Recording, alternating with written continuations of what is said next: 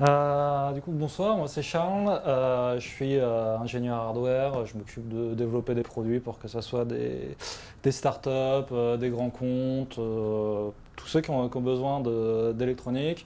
Je fais partie d'un bureau à Paris, on est plusieurs freelances, chacun ses clients, chacun sa spécialité, on travaille souvent ensemble parce que du coup on est assez complémentaires, ça nous permet de prendre pas mal de projets.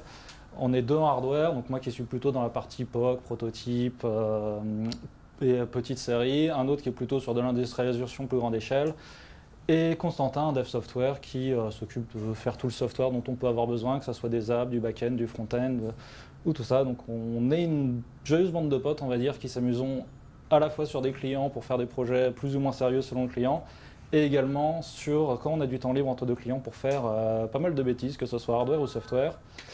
Et du coup, je vais vous présenter un certain nombre de bêtises qu'on a pu faire dernièrement, en hardware principalement, et à terminer par les, les outils qu'on a utilisés, les mêmes outils qu'on a utilisés pour faire ces bêtises, mais appliqués à des clients, parce que des fois, il y a des besoins pour des clients qui ont besoin de rapidité, où on ne va pas aller développer que du hardware custom, on va juste aller prendre ce qui existe sur étagère et le shipper le plus rapidement possible. Profitez-en, c'est la seule slide où il y a du texte. C'est un soir, en rentrant chez moi, je reçois ça sur Messenger. Et je me dis, il faut y aller parce que ça donne envie. Ça va être encore une bonne petite bêtise qu'on va faire. Et donc je me dis, j'avais rien prévu le samedi, même je pense que si j'avais prévu quelque chose, j'aurais fait, vas-y go, il y a moyen de s'amuser. Et du coup, on est à The Family. Il y a The Family qui organisait un hackathon où on pouvait faire un peu ce qu'on voulait, du hardware, du software. Et nous, on s'est réunis une bande de potes et on a décidé de sortir Smash the Kitty. Donc Smash the Kitty, c'est tout simple, c'est une peluche avec un capteur à l'intérieur et quand on frappe la peluche, ça fait une action. Donc on avait juste fait un site web sur lequel il y avait des gifs un petit peu amusants qui tournaient et à chaque fois qu'on donnait un coup de pied ou qu'on envoyait la peluche par terre ou autre, ça transmettait l'instruction de changer le gif et donc on a pu balancer la peluche dans le public et tout le monde s'amusait à la frapper. Et on s'est pas mal amusé et on a quand même terminé deuxième, je sais pas comment on a fait. Mais du coup, pour faire ces trucs-là, c'est assez simple. À l'intérieur, on a juste eu besoin de quelques petits composants.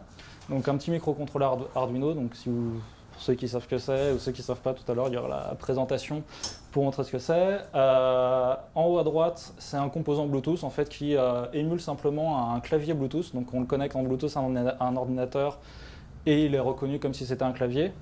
Un petit accéléromètre pour détecter justement les mouvements et lorsqu'on frappe la peluche, et bien sûr une batterie parce que tout ça devait être sans fil. Et en quelques heures, juste avec ces petits composants, on assemble tout, quelques lignes de code, et on est parti, on a une peluche, on peut s'amuser, et c'est parti. Et derrière, pour s'il fallait quand même une interface software et on voulait le plugger à pas mal de choses, il y a aussi beaucoup d'outils software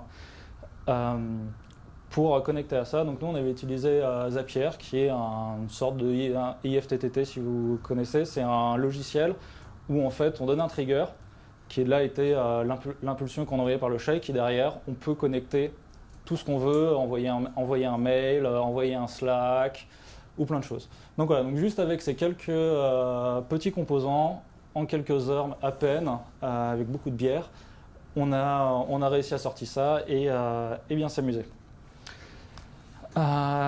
Sinon, notre projet, on s'est amusé il y a un an, peut-être même à peu près, on a récupéré le Vive pour le bureau pour tester parce qu'on est aussi des gamers. Donc le casque de réalité virtuelle fait par HTC et notamment utilisé sur Steam à l'époque. Et du coup, on s'est dit, qu'est-ce qu'on peut faire avec? Comment est-ce qu'on peut s'amuser? Comment est-ce qu'on peut créer des nouveaux contrôleurs? Et donc on avait récupéré un nerf, on aime beaucoup les nerfs, vous verrez, il y a plusieurs exemples avec les nerfs, on trouve que c'est un outil formidable pour s'amuser. En plus, des fois on poste des vidéos sur internet et nerfs ayant une grosse communauté, ça fait toujours un peu de bruit lorsqu'on met des vidéos avec les nerfs. Unity qui est un logiciel de conception de jeux vidéo qui est un outil tout en un, qui gère tout ce qui est moteur de collision, moteur graphique, moteur physique, etc. Donc il n'y a pas besoin de tout savoir faire, il y a juste à aller coder ce qui nous intéresse, aller mettre les éléments du jeu, les décors, les personnages, voilà, juste les éléments visuelle et après aller coder les interactions. Genre par exemple, j'ai une arme, quand je tire, ça éjecte une balle, quand la balle touche le personnage, ça lui fait mal, ça lui enlève des points de vie.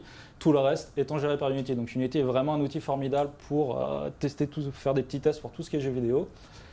Et en composant, on a juste eu besoin, bon après avec quelques câbles, quelques boutons, etc., d'un ESP qui est en gros un Arduino avec Wi-Fi, donc qui est juste un petit ordinateur qu'on connecte très facilement au Wi-Fi et qui permet d'envoyer des commandes très facilement à l'ordinateur et notamment à Unity pour pouvoir interagir. Et lorsqu'on met tout ça ensemble, ça nous donne le Nerfgun VR. Donc le plus gros problème étant le tracking, parce que dans la VR, un des plus grosses problématiques, c'est d'aller traquer les objets. Donc là, on a simplifié la chose en allant juste mettre la manette directement du Vive sur le Nerf. Donc du coup, il est parfaitement positionné dans l'espace. On l'a démonté à l'intérieur sur les gâchettes et sur la pompe du fusil. On allait mettre des petits boutons, comme ça on détecte lorsqu'on appuie et lorsqu'on recharge. Et du coup, on a un nouveau contrôleur totalement compatible avec SteamVR, donc le moteur de réalité virtuelle. Et derrière, ça nous donne... Comment est-ce que ça se lance? Ah, demander l'accès, merde.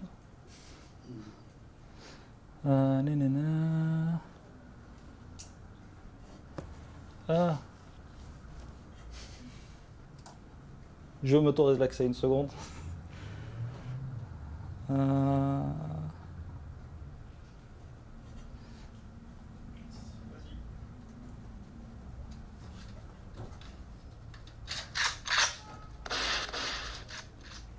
Hop. Du coup, elle est où? Je pense que... Ouais, c'est bon. Voilà. Vas-y. Et du coup, on a vraiment un nouveau contrôleur de vol.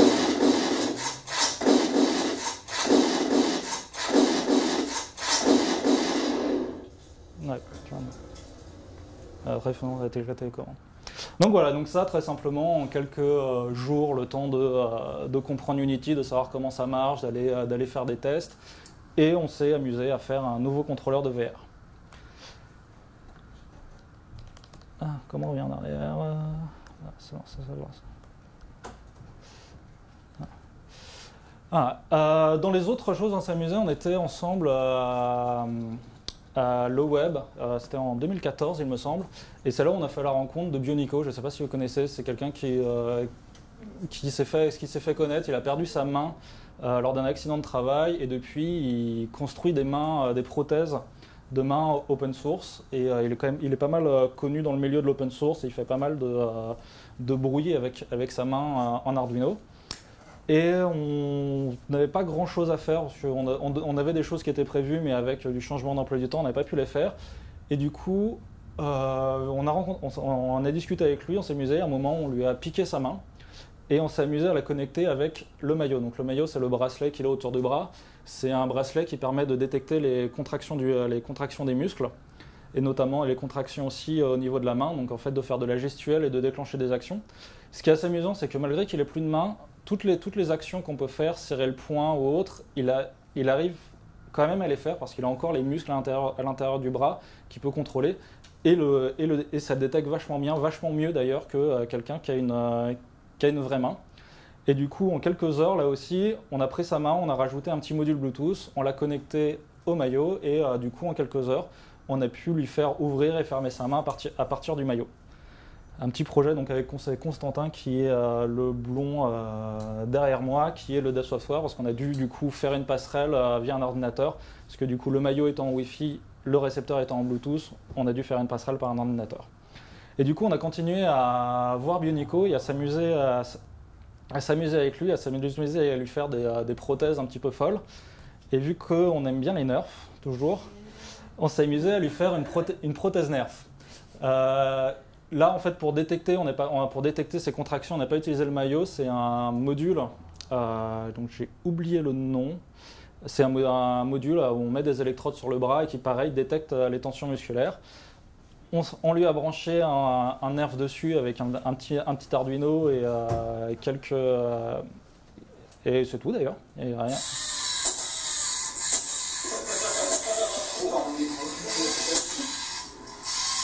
Stop. Ah, et du coup, ça lui permet de enfin jouer au nerf parce que du coup, sans main, il galérait un petit peu, il pouvait pas, il peut jouer avec nous parce qu'il faut recharger, il faut aller ramasser les balles. Et du coup, on a pu lui faire ça pour qu'il puisse enfin jouer avec nous. Et du coup, un petit peu stylisé et refait bien, ça est un petit peu costumé, ça donne ça. Donc là, il était parti dans Paris, on s'était amusé, on a fait une vidéo où du coup, il était dans Paris avec son nerf piloté directement par la main. On a tout fait custom. Autour du bras, il a une impression 3D en fait qui épouse parfaitement la forme de son moignon. Et on a attaché ça à un nerf qu'on a un peu repeint en noir pour refaire joli. Et du coup, voilà. Donc ça, pareil, c'est un exemple de projet qu'on fait assez rapidement pour s'amuser et qui est pas très compliqué au niveau hardware. Toujours dans les nerfs, parce que vraiment, comme j'ai dit, les nerfs, ça nous amuse beaucoup. Un de nos projets sur lequel on a passé pas mal de temps, où il y a eu pas mal de versions, qui est la tourelle nerf. Donc, vu qu'on aime bien tirer les uns sur les autres, on s'est dit pourquoi pas faire une tourelle qui tirait automatiquement, sans qu'on ait besoin d'aller chercher un pistolet pour tirer sur quelqu'un, qu'on ait juste à appuyer sur un bouton et ça lui tire des flèches dessus. Donc là, pareil, c'est quelque chose au final d'assez simple au niveau hardware où il n'y a pas besoin de 50 000 choses. Donc il faut un nerf, forcément, c'est la base. Alors sur tout ce qui est nerf, en plus, ce qui est très bien, c'est qu'il y a en ligne, il y a une grosse communauté qui s'amuse à les démonter, à les customiser, à les rendre plus puissantes. Donc les ouvrir, regarder ce qu'il y a à l'intérieur et les modifier. Il y a déjà plein de gens qui l'ont fait, donc c'est assez facile à trouver sur Internet. Un petit microcontrôleur pour aller tout piloter. En bas, c'est un Hatch Bridge qui permet de contrôler les moteurs. Donc, avec le microcontrôleur permet de les piloter. Une alimentation d'ordinateur parce que ça demande à la fois du 12 volts et du 5 volts. Donc, c'est le moyen le plus facile sur étagère d'avoir ça. Et ensuite, pour toute la structure, nous, on utilise beaucoup, ça s'appelle Hackdobotics. C'est tout un système pour construire des robots, pour construire des choses qui bougent, pour construire plein de choses. Avec à la base de structures, de moteurs, d'engrenages, de vraiment tout et tout est compatible les uns les autres. Et du coup, il y a juste à acheter ce qu'on veut, ça rentre parfaitement les uns dans les autres et on peut construire toutes les structures qu'on veut. Donc voilà, maintenant on va passer sur l'utilisation de toutes ces choses dans les projets professionnels d'ailleurs, là c'est avec des vrais clients. Il y a quelques mois, il me semble, il y a Ubisoft qui a sorti le numéro 2 de sa série Watch Dogs. Pour ceux qui ne connaissent pas, c'est une sorte de GTA où le personnage est un hacker, donc avec son téléphone, il va pouvoir piloter des choses, ouvrir des volets, contrôler des voitures, voilà, mais c'est une sorte de GTA. Et du coup, Ubisoft a demandé à des amis à nous de faire ce qui est appelé une hack room. Ils voulaient inviter des youtubeurs pour les faire jouer en live sur Twitch au jeu, pour faire de la promotion sur le jeu. Et ils voulaient que les personnes qui regardent puissent leur interagir avec eux. Et donc, ce qu'on leur a proposé, c'est d'avoir plein d'éléments dans la pièce qu'on pouvait piloter à distance, que les viewers, lorsqu'ils regardaient le stream, pouvaient voter un ou deux. Genre par exemple, est-ce que tu veux qu'on lui tire dessus à la tourelle ou alors qu'on active des bombes de gaz à odeur de paix ou des choses, voilà, plein de choses comme ça. Et du coup, là, pareil, on n'allait pas tout concevoir custom, aller faire des cartes custom, etc. parce que c'était juste en quelques semaines et c'était pour une seule utilisation. Donc, on est parti sur tout ce qui existe comme en module tout fait, comme les ESP qu'on a utilisés dans le Nerf pour VR. Et on est aussi parti sur des choses où il n'y avait même pas besoin de tech pour rajouter des éléments et voilà, pas avoir à s'embêter à développer, le risque qu'il y ait des bugs, etc. Donc on a introduit des personnages où du coup, quand les viewers appelaient Gérard le Panda, du coup on avait le personnage Gérard le Panda qui débarquait. Et du coup, une fois monté en live, ça donne ceci.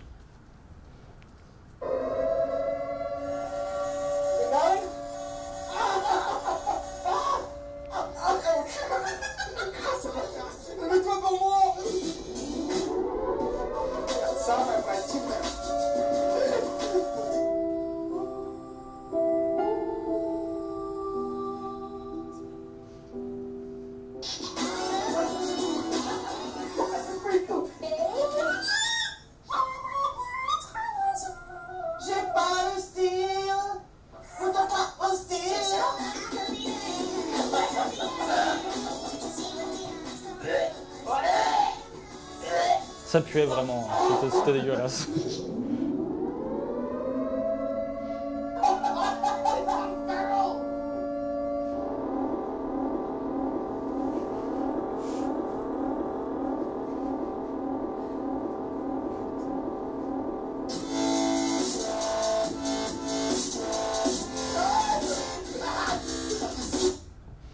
Voilà, donc des fois, il n'y a même pas besoin de tech pour faire des choses. Il voulait à la base plein d'électronique, plein de machins, mais Gérard Le Panda, c'est d'ailleurs un des trucs qui a le mieux marché. Et il fallait juste un acteur, et au moins on est sûr que ça ne bug pas. Hop, comment on fait? Voilà, et d'ailleurs, pour rester un peu dans le thème du prout, au passage, on a eu un autre contrat qui était avant d'ailleurs avec Ubisoft. Je ne sais pas si vous connaissez le Nozulus Rift. C'était pour la sortie du jeu South Park. South Park a sorti un deuxième opus de jeu. Je ne sais pas s'il est encore déjà sorti, mais ils ont fait la promotion septembre dernier. Et Buzzman, l'agence parisienne, leur a vendu le fait que pour la promotion du jeu, en fait, dans le jeu, le personnage fait beaucoup d'actions en pétant. C'est un jeu South Park, c'est normal. Et du coup, ils voulaient, vu que c'était la grosse tendance, réalité virtuelle, etc., ils se sont dit, on veut un device que lorsqu'on pète dans le jeu, ça sent le pète, et que le joueur sent le prout. Ça a très très bien marché, c'est une très très très belle campagne de pub. Mais pour pouvoir la faire valider, un des problèmes qu'on avait, c'est qu'il fallait qu'on aille voir les créateurs de South Park, parce que c'est eux qui ont le droit de vie ou de mort sur tous les projets liés à leur licence, pour leur présenter le concept et qu'ils le valident. Le problème, c'est qu'on n'allait pas tout développer pour aller leur montrer, parce que s'ils disaient non, on avait perdu beaucoup de temps et beaucoup d'argent. Donc on est parti à l'E3, il me semble, pour aller les voir avec ceci. Et donc ça, c'est encore une fois des choses très simples, juste des choses du marché qu'on est allé récupérer et transformer. Donc le masque, c'est un masque standard 3M pour le travaux. La seule chose réellement custom, c'est l'impression 3D dans lequel il y a le système qui permet de délivrer l'odeur. Mais sinon, par contre, dans le boîtier, donc on a juste fait un boîtier avec des boutons on-off pour pouvoir tester le principe. Et là, une fois encore à l'intérieur, c'est un Arduino avec une vingtaine de lignes de code à tout casser, où on appuie sur le bouton, ça enclenche la pompe et c'est tout. Donc, une fois encore, c'est quelque chose de très rapide à faire, très rapide à mettre en place, et qui coûte 20 € la carte à peine. Et ce qui permet de ne pas avoir à investir et de faire de gros développements. Mais par contre, une fois que ça a été validé et qu'ils nous ont donné l'accord, ça donne ça. Donc là, du coup, pour le coup, c'est dit avoir totalement custom, une carte conçue sur mesure avec les câbles de la bonne longueur, etc., etc. Mais on n'allait pas partir là-dessus juste pour aller faire la démo. Le but, c'était une fois qu'ils ont dit OK, de faire ça pour justement pouvoir aller intégrer ça dans un vrai boîtier.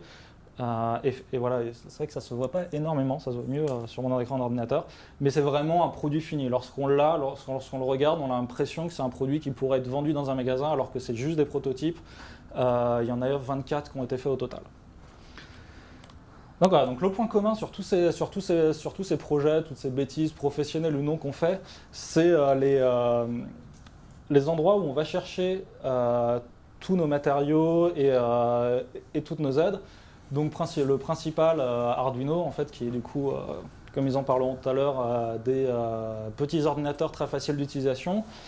The Pi Hut, qui eux ont tout ce qu'il faut pour utiliser un Raspberry Pi, donc là pour le coup qui est un Linux embarqué sur une carte qui est grande comme ça, qui coûte 35 $, où ils ont plein de choses pour aller avec, des drivers de moteur, des écrans, tout ce que vous voulez, et à chaque fois de la documentation, des codes, etc.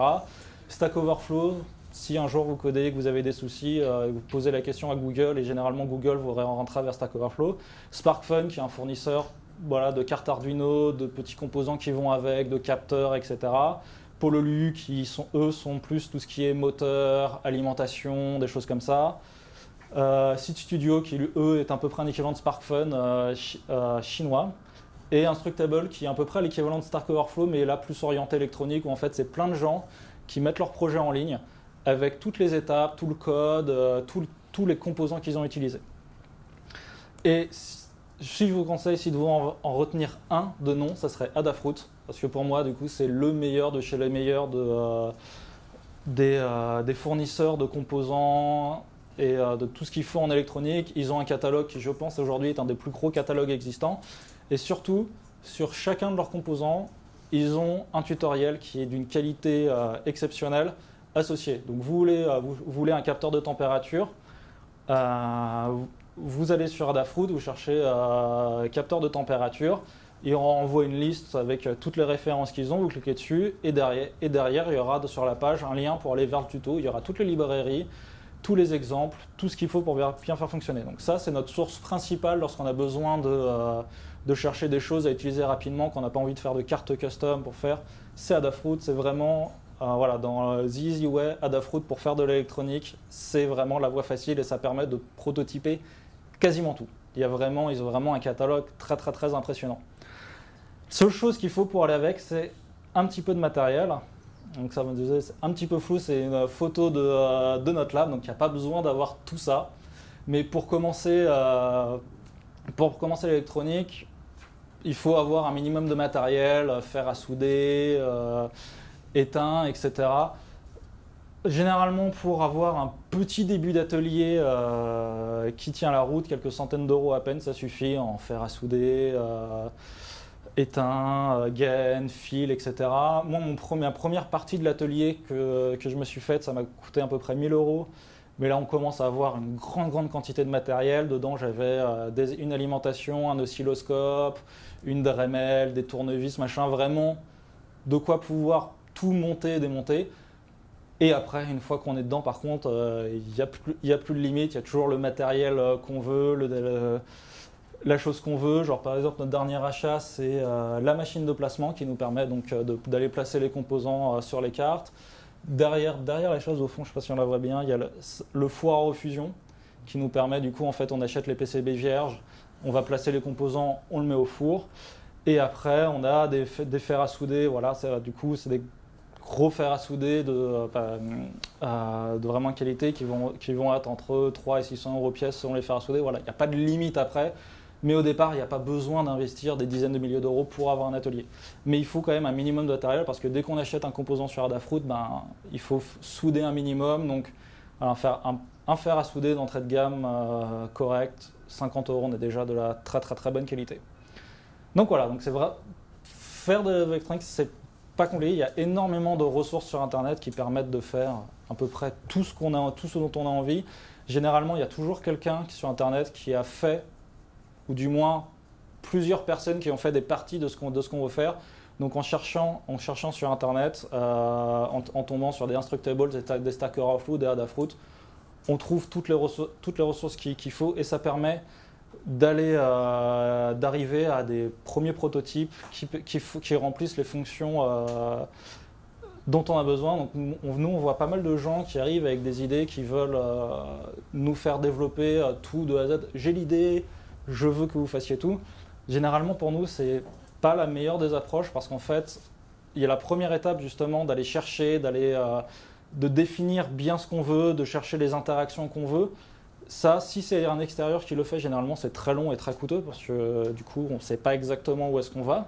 Mais par contre, lorsqu'on a déjà fait la première étape, qu'on allait chercher sur des Adafruit ou autres et qu'on a créé une première chose qui remplit les fonctionnalités qu'on veut et qu'on peut aller voir un prestataire en lui disant « Voilà, j'ai fait ça, c'est des fils de partout, c'est moche, c'est grand comme ça, etc. Mais ça remplit ce que je veux, je sais, voilà, c'est mon cahier des charges. » Là, ça me permet, des gens comme nous, de très facilement reprendre la chose, de regarder comment ça fonctionne, de regarder l'interaction, de savoir ce qui est réellement utile, ce qui ne l'est pas, et d'aller concevoir une petite carte, un produit qui pourra rentrer dans un boîtier, qui pourra être commercialisé par la suite.